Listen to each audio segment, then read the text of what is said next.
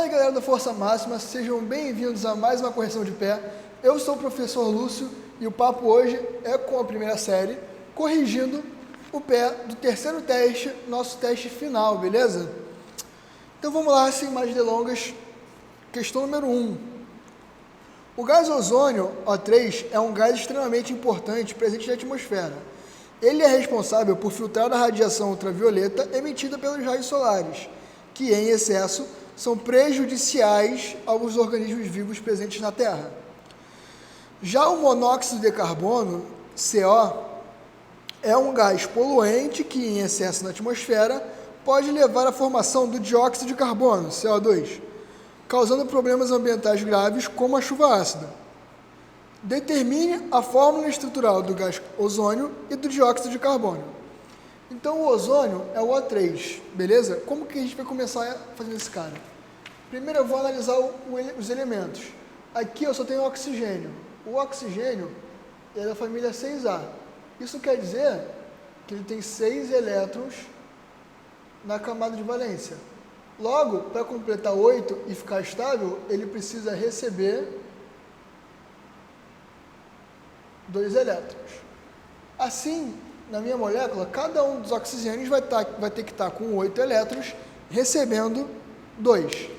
Show? Coloquei aqui os 3 oxigênios, já que é O3, e além disso, coloquei com pontinhos, com bolinhas, os elétrons de cada um deles.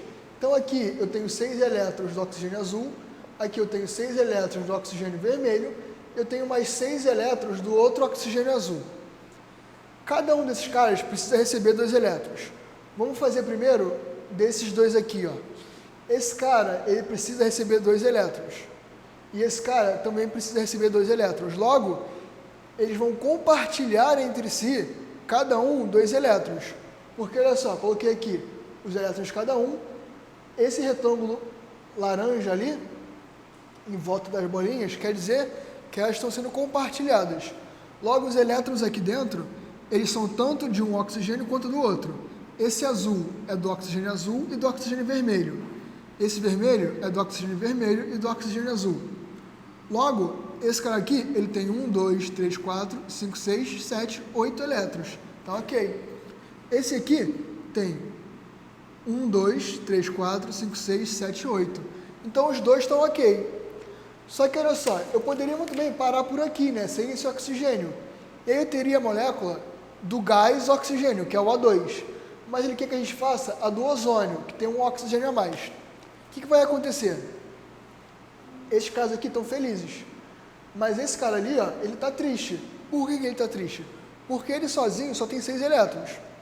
Mas esse cara aqui, ele está tranquilão. Olha o que ele vai fazer. Ele vai emprestar 2 elétrons dele para esse oxigênio aqui. Percebe a diferença dessa ligação para essa? Nessa ligação aqui, da esquerda, eu tenho 1 elétron de cada elemento. Nessa ligação da direita, os meus dois elétrons vêm do mesmo oxigênio. Quando eu tenho uma ligação covalente, onde os 2 elétrons vêm do mesmo oxigênio, eu chamo de ligação covalente coordenada. Porque esses 2 elétrons vêm do mesmo oxigênio. E aí, esses elétrons aqui, eles agora são tanto desse cara, quanto desse. Logo, esse oxigênio tem 1, 2, 3, 4, 5, 6, 7, 8. E esse aqui tem 1, 2, 3, 4, 5, 6, 7, 8 também. Todo mundo está estável. Agora, para passar para a fórmula estrutural, é só eu pegar cada um desses pares aqui e representar com um traço. Então, aqui eu tenho 2 pares. Então, aqui eu vou ter 2 traços. Aqui eu tenho um par só. Então, aqui eu vou ter um traço só. Antigamente, para essa ligação covalente coordenada, a gente usava uma seta. Beleza? Era uma seta assim. Só que isso aqui é antigo. A gente quase não usa mais. Você pode encontrar em questão, mas a gente não usa mais. A gente usa agora o traço simples. Beleza? Ok. Vamos montar agora a do CO2. A diferença do CO2 para o O3 é que no CO2 eu tenho 2 elementos diferentes. Então eu tenho que descobrir quem vai ficar no meio. Aqui não fazia diferença, aqui faz. Eu sempre escolho para ficar no meio o que está em menor quantidade, beleza? Então, nesse caso, é o carbono. O carbono ele é da família 4A. 4A. Se ele é da família 4A, ele tem 4 elétrons. Logo, ele precisa receber quantos? 4, para ficar com 8. Então, esse cara aqui, ó, ele precisa receber, vou colocar para cima aqui, ó, receber 4 elétrons. Enquanto o oxigênio, a gente já viu que ele é D6A e precisa receber 2 elétrons. Então, coloquei aqui o carbono no meio com 4 bolinhas aqui do carbono, beleza? 1, 2, 3, 4. 4 bolinhas do carbono, representando os elétrons da camada de valência dele.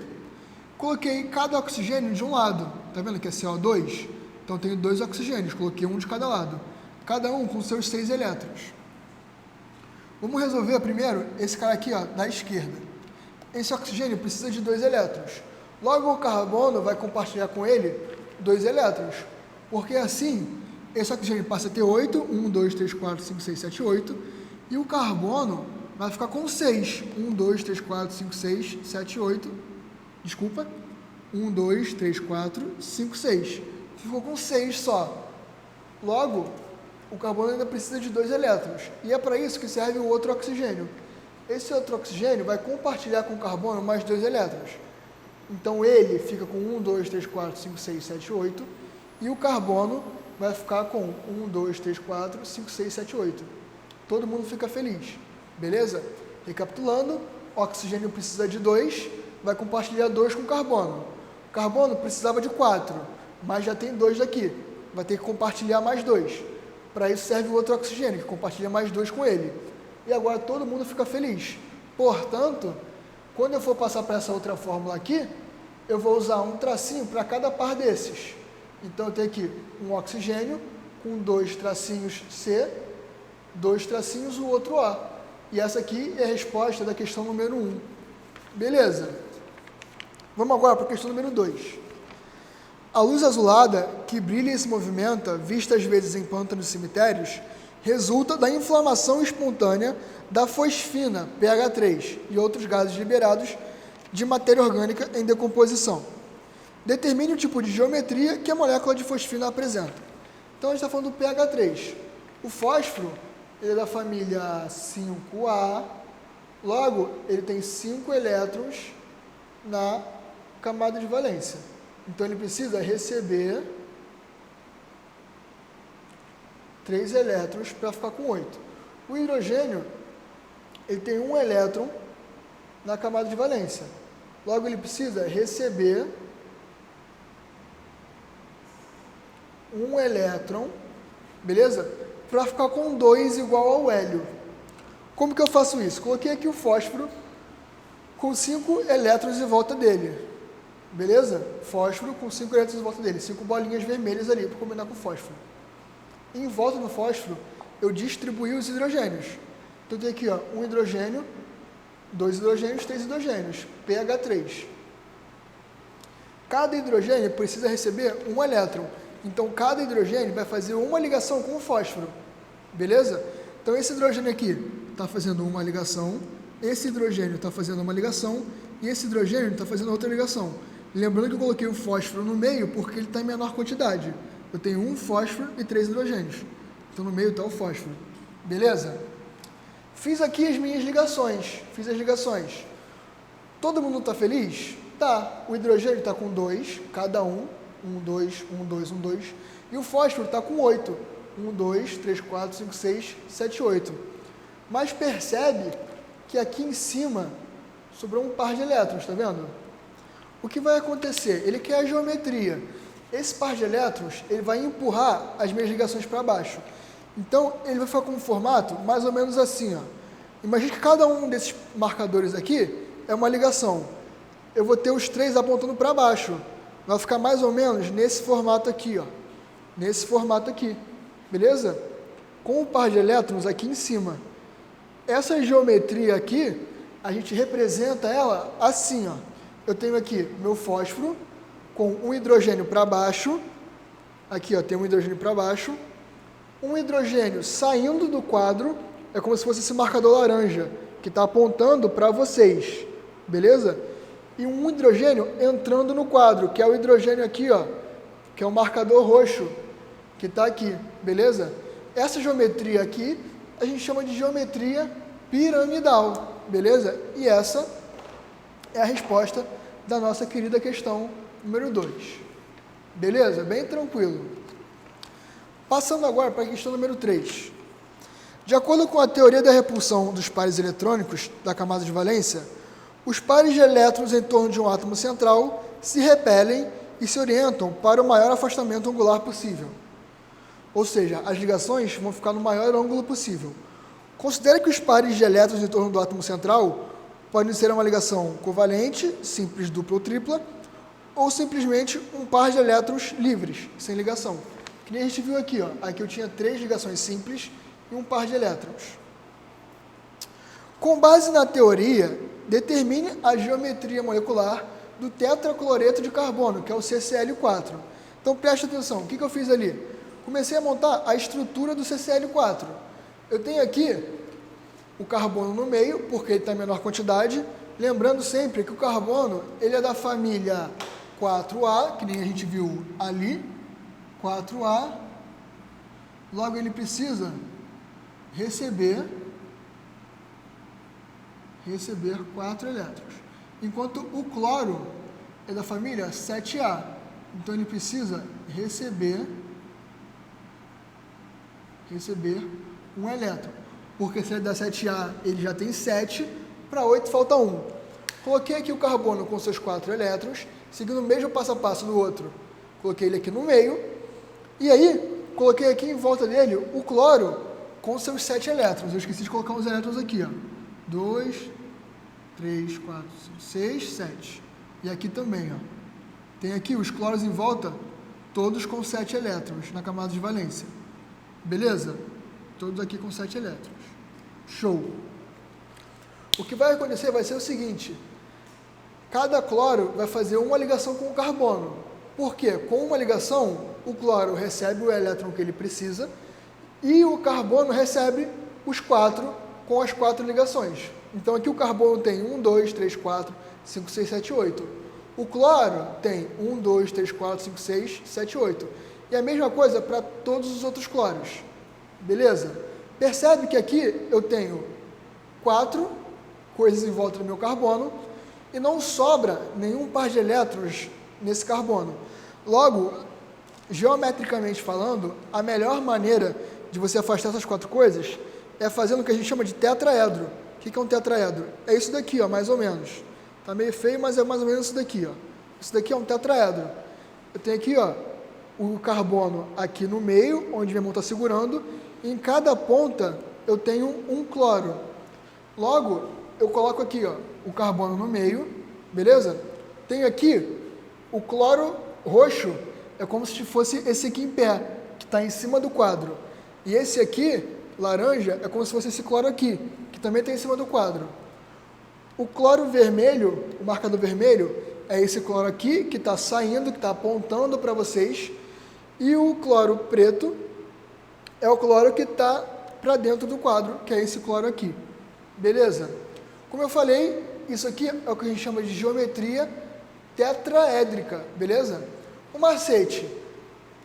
No ensino médio, você só estuda para moléculas com 5 átomos o que a gente chama de geometria tetraédrica. A gente só estuda essa. Então, sempre que você vê alguma coisa com 5 átomos aqui, ó, 1 carbono e 4 cloros nesse caso, você sabe que a geometria é tetraédrica. Tem outras possíveis? Tem, mas vocês não estudam.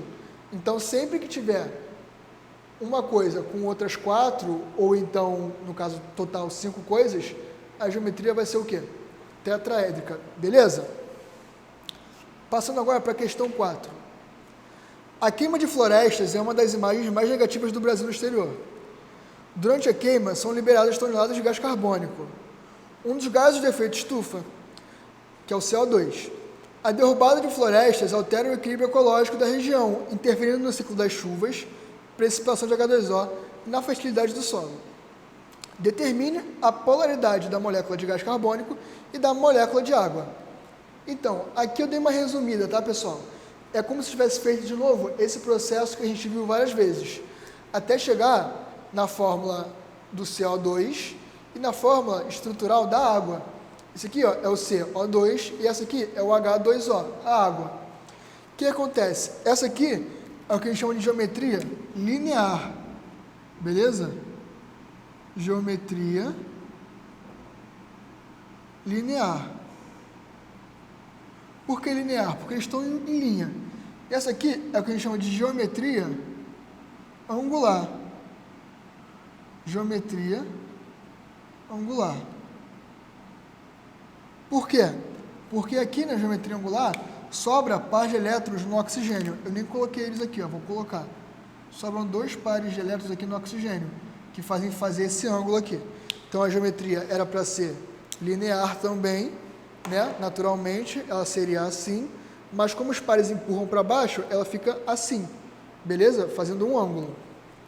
Então olha só, vamos entender um pouco da polaridade. Eu tenho aqui o oxigênio e o carbono. Lembrando lá do começo do ano, o oxigênio ele é mais eletronegativo que o carbono. O que isso quer dizer? Isso quer dizer que os elétrons dessa ligação aqui, ó, eles vão estar mais perto do oxigênio. E a mesma coisa para essa ligação aqui, ó, eles vão estar mais perto do oxigênio. Show? Então é como se esses oxigênios estivessem puxando os elétrons da molécula em direção a eles. Eu tenho esse oxigênio puxando para a esquerda e esse oxigênio puxando para a direita.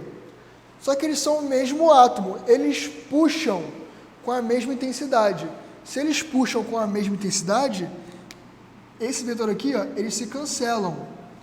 Se os vetores de diferença de eletronegatividade se cancelam, a gente fala que a molécula é o quê? Apolar, beleza? Agora, olha essa molécula aqui, é de água. O oxigênio, ele é mais eletronegativo que o hidrogênio. Então, ele está puxando os elétrons daqui e puxando os elétrons daqui. Esses vetores aqui, eles vão se cancelar? Eles estão puxando para lados opostos? Não estão, porque olha só, por mais que esse aqui esteja indo inclinado para a direita, ou seja, ele está indo para cima e para a direita, esse aqui também está indo para cima, só que para a esquerda. Para eles se cancelarem, eu precisava ter um para cima, um para baixo, um para a esquerda, um para a direita. Mas aqui eu tenho um para cima e para a direita, e aqui eu tenho um para cima e um para a esquerda. Logo, esses vetores aqui, eles não se cancelam. Eu tenho um vetor que sobra puxando para cá, beleza? Se eu tenho um vetor que sobra puxando para lá, se eu não cancelo os vetores, eu digo que eu tenho uma molécula polar, beleza? Se os vetores se cancelam, apolar. Se os vetores não se cancelam, se sobra alguma coisa, nesse caso sobra para cima, porque não tem ninguém puxando para baixo, a gente fala que a molécula ela é polar, beleza? Logo, essa é a resposta da questão número 4. A molécula de gás carbônico é apolar e a molécula de água é polar. Beleza? Questão número 5. Dióxido de carbono, CO2. O carbono da Terra está armazenado em diferentes reservatórios. Aí tem um esquema aí, onde 1 é nos oceanos, 2 é nas reservas de combustíveis fósseis no subsolo do fundo do mar, 3 o solo, 4 a atmosfera e 5 biomassa vegetal. O CO2 é de importância crucial em vários processos que se desenvolvem na Terra, participando, por exemplo, da fotossíntese, fonte de carbono para a formação da matéria que compõe as plantas terrestres e marinhas. Qual o tipo de ligação intermolecular que une as moléculas de gás carbono? Bom, a gente acabou de ver aqui que a molécula de CO2, de gás carbônico, ela é o quê? Apolar, né? Então, a molécula de CO2, ela é apolar. Se ela é apolar, a força intermolecular que age entre moléculas apolares é o que a gente chama de dipolo induzido, ou então dipolo instantâneo, beleza? A questão 5 é bem fácil mesmo. CO2 é uma molécula apolar. Se ela é apolar, a força que mantém elas unidas, é o que a gente chama de dipolo induzido. Beleza? Então sai daí, a gente vai para o próximo bloco de questões para finalizar o nosso pé, beleza? Então, galera, vamos lá para o nosso último bloco de questões. Depois dessa, falta só o número 10, eu vou e volto rapidinho. Número 6. A chuva ácida é um problema ambiental muito grande nos países industrializados. Ela se forma principalmente pela queima de combustíveis fósseis, que possuem uma grande concentração de poluentes químicos. Uma das etapas da formação da chuva ácida é a seguinte. Aí tem essa reação aí, ó. Para produzir 1.500 litros de SO3 nas mesmas condições de temperatura e pressão, defina qual será o volume total de SO2 e de O2. Então, ele falou que você tem essa equação aí e te pediu qual é o volume total de SO2 e de O2 necessários para produzir 1.500 litros de SO3. Beleza? Então, o que a gente consegue extrair da minha questão, do que a questão te deu? Desculpa, a gente extrai aqui 2 volumes de SO2, melhor dizendo, vamos com calma. 2 mol de SO2 reagem com 1 mol de O2 e produzem 2 mol de SO3. É isso que esses números aqui na frente dizem pra gente. Nesse caso aqui tem um que está oculto, né? Diz a proporção que os meus reagentes reagem, que meus produtos se formam. Só que essa proporção eu falei em mol, não foi? Ela também vale para volume. Então, eu tenho que 2 volumes de SO2, qual unidade? Qualquer uma, desde que seja a mesma. Produz 1 volume de O2, beleza? Reage, desculpa, com 1 volume de O2 e produz 2 volumes de SO3. 2 volumes de SO2 para 1 volume de O2 para 2 volumes de SO3. Ele quer saber qual o volume de SO2, que eu chamei de X, e o volume de O2, que eu chamei de Y, para produzir 1.500 litros de SO3. Aqui eu tenho 2 regras de 3. Que regras de 3 são essas? A primeira, para achar X, eu vou fazer aqui, ó, 2V de SO2 vezes 1.500 e 2V de SO3 para X, beleza? Eu vou ter aqui 2x, 2 vezes x, 2x, é igual a 2 vezes 1.500, beleza? Aqui eu posso cortar o 2 com 2, vai sobrar que x é igual a 1.500 litros. Ou seja, para produzir 1.500 litros de SO3, eu preciso de 1.500 litros de SO2, beleza? E eu tenho ali uma outra regra de 3, que é essa daqui, ó. Eu tenho ali 1V de O2 vezes 1.500 é igual a 2V de SO3 vezes Y. Então fica 2 vezes Y, 2Y. 1 vezes 1.500, 1.500. Y vai ser igual a 1.500 dividido por 2, que é igual a 750 litros. E essas são nossas respostas. Eu preciso de 1.500 litros de SO2 e de 750 litros de O2. Beleza? Tranquilo. Questão número 7 agora. Derramaram-se algumas gotas de ácido clorídrico em uma pia de mármore e observou-se uma leve efervescência. Este fenômeno pode ser representado pela equação não balanceada. Tem essa equação aí que não está balanceada. Qual o somatório dos menores coeficientes inteiros para a equação acima balanceada? Então vamos balancear essa equação aqui. Eu preciso seguir a regra do macho, lembra? Aqui eu começo pelos metais. Quem eu tenho de metal aqui? Tenho cálcio, beleza? Antes da seta eu tenho um cálcio. Depois da seta eu também tenho um cálcio. Então o cálcio já está balanceado. Eu não preciso mexer nele, eu coloco o 1 na frente. Depois a gente vai usar metais diferentes de carbono e oxigênio. Eu tenho algum aqui? Tenho, o cloro. Antes da seta eu tenho um cloro. Depois da seta eu tenho 2 cloros. Então eu vou colocar o 2 aqui na frente. Agora eu posso ter 2 cloros, beleza? Depois o carbono. Aqui eu tenho um carbono, porque 1 vezes 1 dá 1 carbono. E aqui eu tenho 1 carbono, logo eu também não preciso mexer no carbono. Vamos ver depois o hidrogênio. Aqui eu tenho 2 vezes 1, 2 hidrogênios. E aqui eu tenho 2 hidrogênios, porque é H2. Logo, eu não preciso mexer aqui também, só colocar 1. Já coloquei todos os meus coeficientes. Vamos ver agora se o oxigênio está balanceado. Antes da seta, eu tenho 1 vezes 3, 3 oxigênios. Depois da seta, eu tenho 1 vezes 1, 1, mais 1 vezes 2, vai ficar 1 mais 2. Aqui, ó, 1 vezes 1, 1, mais 1 vezes 2, 2. Isso aqui vão dar 3 oxigênio. Então, antes da seta eu tenho 3, depois da seta eu também tenho 3. Logo, a minha equação está balanceada. A questão te pediu a soma dos coeficientes. Qual vai ser a soma dos coeficientes? 1, mais 2, mais 1, mais 1, mais 1. Então vai dar quanto? 3, né? 3, 4, 5, 6. Resposta 6. Beleza? Questão número 7 foi. Vamos agora para a número 8. A ureia, que tem fórmula molecular CH4N2O, está aqui, ó, constitui um dos produtos finais do metabolismo humano.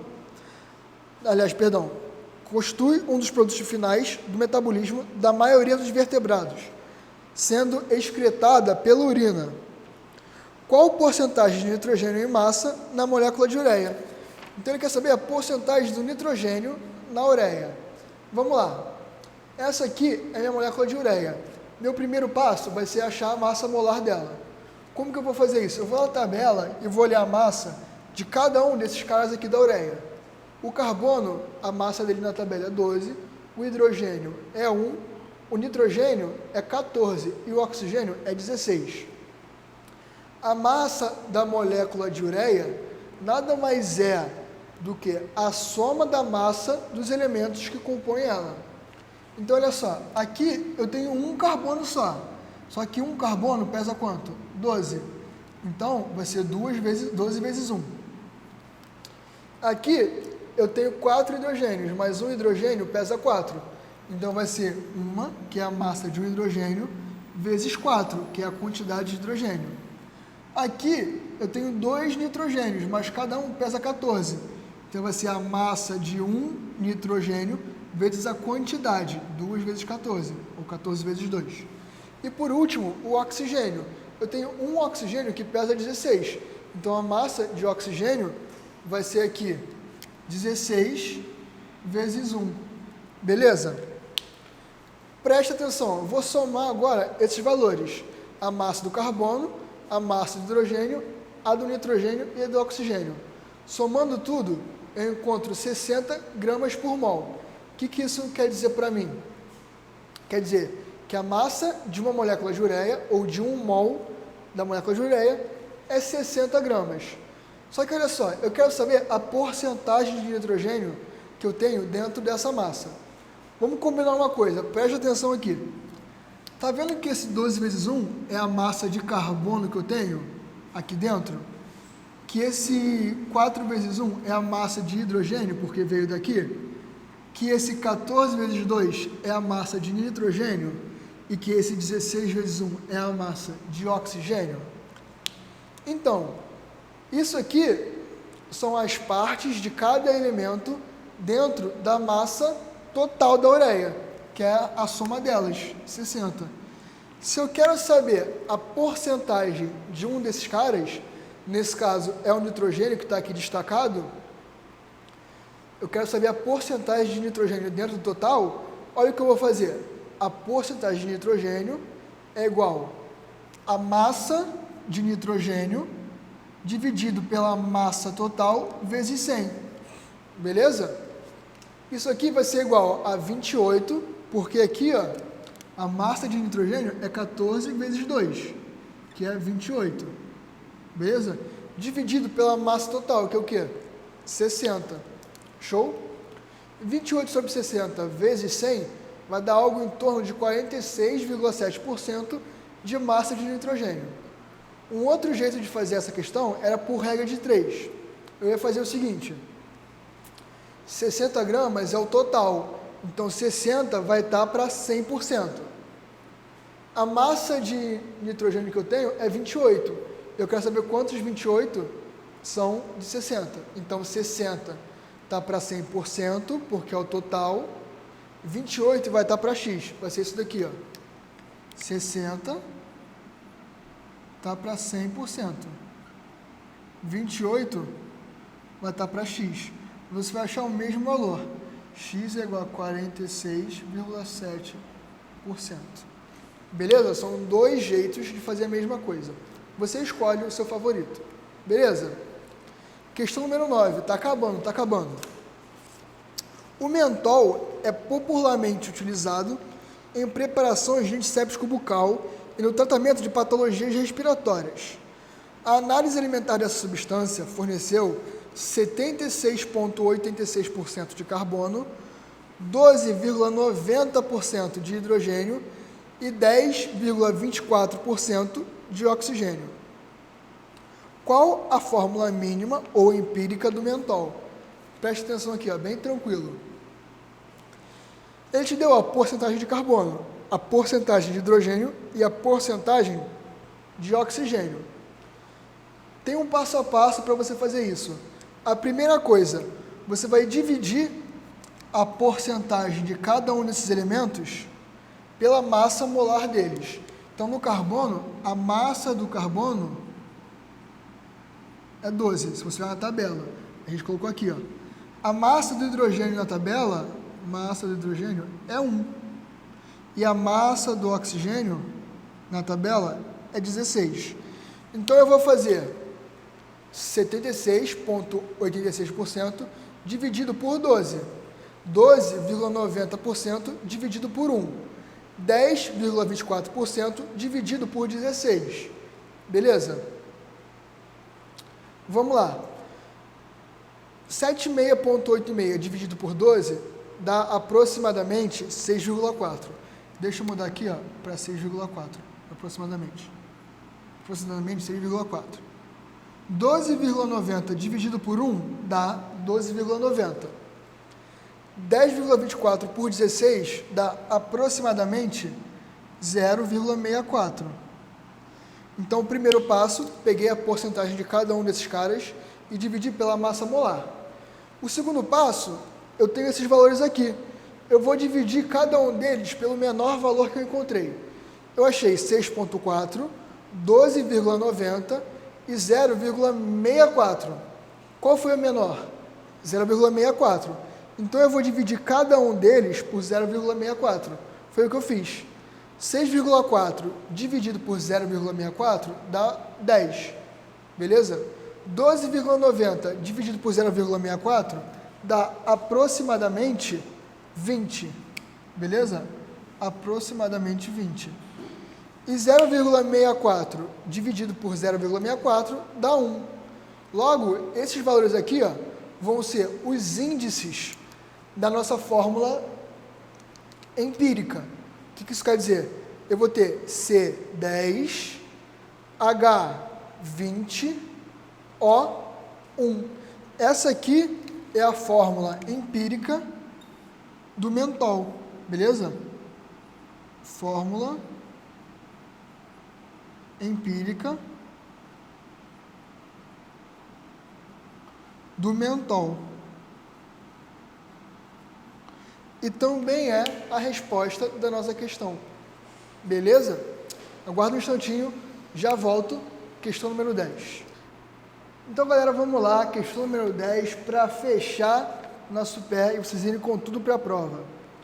A análise de uma substância desconhecida revelou a seguinte composição centesimal: 68,1% de carbono, 10,3% de hidrogênio e 27,5% de oxigênio. Pela determinação experimental, a massa molar dessa substância é igual a 58 gramas por mol. Qual a fórmula molecular dessa substância? Então, olha só, ele te deu aí a porcentagem de cada elemento e dessa vez te pediu a fórmula molecular, diferente da outra, que ele só te pedia a fórmula mínima, beleza? Além disso, ele te deu uma outra informação fundamental, que é a massa molar, que a gente vai usar aqui no final. Mas antes, vamos focar primeiro no início, né? Primeira coisa que eu vou fazer, que nem no exercício anterior, eu vou pegar a porcentagem de cada um dos elementos e vou dividir pela massa deles. Então, o carbono, a massa dele é 12. Do hidrogênio, a massa dele é 1.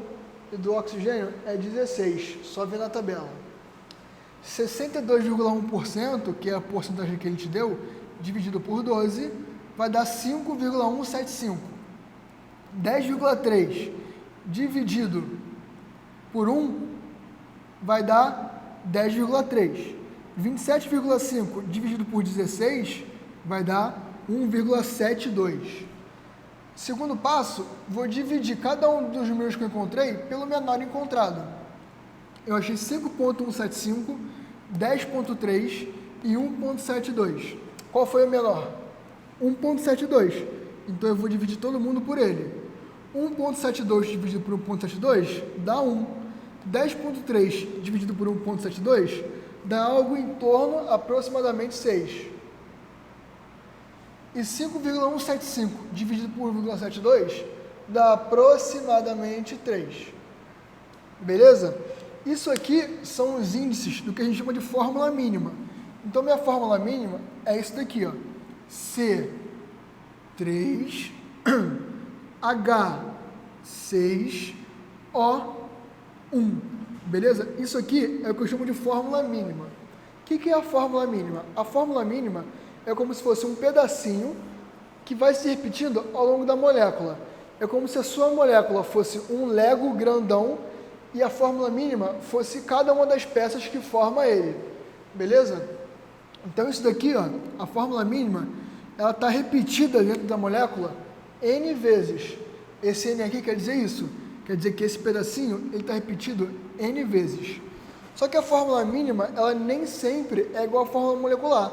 Como que eu vou descobrir se ela é ou não? Ou então, como que eu vou descobrir a minha fórmula molecular? Eu vou usar a massa molar que ele te deu. A massa molar que ele te deu é 58 gramas por mol. Beleza?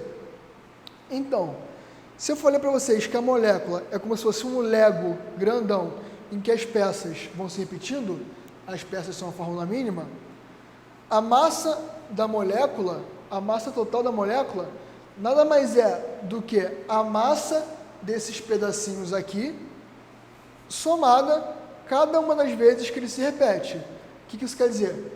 Quer dizer que se dentro da minha fórmula molecular eu tenho duas vezes essa fórmula mínima, duas vezes esse pedaço, a massa da minha molécula vai ser duas vezes a massa do pedaço. Se eu tenho três vezes esse grupo aqui lá dentro, se eu tenho três vezes isso aqui lá dentro, repetido, eu vou ter que a massa da molécula vai ser 3 vezes a massa desse grupo aqui. Então, vamos achar a massa desse grupo e ver quantas vezes ele cabe dentro da fórmula mínima. Desculpa. Como que eu vou achar a massa desse grupo? Eu vou na tabela. A massa do carbono é 12. A massa do hidrogênio é 1. E a massa do oxigênio é 16. A massa da fórmula mínima vai ser 3 vezes 12, mais 6 vezes 1, mais 1 vezes 16, o que dá 58 gramas por mol. Então isso quer dizer que cada vez que esse pedacinho se repetir lá dentro da minha molécula, a massa da minha molécula vai aumentar em 58. Então olha só, eu sei qual é a massa total, eu sei qual é a massa do pedaço da fórmula mínima. Eu quero saber quantas vezes isso se repete. Eu falei para vocês que a massa do pedaço vezes a quantidade de vezes que ele se repete tem que ser igual à massa total. Qual é a massa do pedaço? 58. Quantas vezes ele se repete? Eu não sei, eu quero descobrir isso, vou chamar de N. Então, 58 vezes N, que é a quantidade de vezes que ele se repete, vai ser igual à massa total, a massa molar, que é 58 também. Logo, N vai ser igual a 58 dividido por 58, que vai dar quanto? 1. Isso quer dizer que na minha molécula inteira, esse pedaço aqui só se repete uma única vez. Então, eu vou fazer o seguinte, vou pegar o C3H6O e vou substituir por esse N, vou trocar esse N por 1. Esse 1 aqui vai multiplicar todo mundo que está dentro do parênteses. Logo vai ficar 1 vezes 1, 1 vezes 6, 1 vezes 3, que vai dar o quê? C3H6O1, ou então só C3H6O. Logo, essa aqui também é minha fórmula molecular. Nessa questão a gente deu sorte. A fórmula mínima é igual à fórmula molecular, não tem diferença, beleza? Poderia ser diferente? Poderia. Como que eu ia fazer? A mesma coisa. A diferença é que aqui não ia dar 1, ia dar, sei lá, 2. E aí quando você substituísse aqui 2, ia ficar C6H12O2, beleza? Bom, galera, é isso. Estudem, beleza? Resolvam as questões de novo. Espero que vocês tenham entendido. Eu desejo a vocês uma boa prova, um abraço e tchau, tchau.